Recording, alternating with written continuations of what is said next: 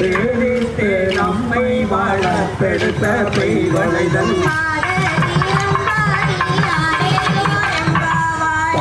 பாதத்தினம்பாடி ஆடேலோர் எம்பாவாய்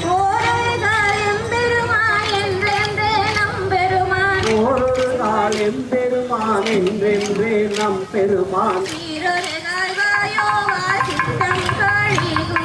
திருகாயோவா சித்தம் கழிகோர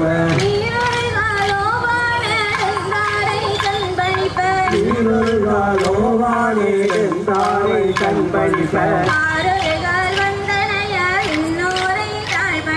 பாருகால் வந்தனையால் இன்னோரை தாழ்வணியால் பேரறைய கிங்கனே பெற்றொருவராமாறும் ஆரொருவர் இவ்வண்ணம் மாற்கொள்ளும் வித்தகராம்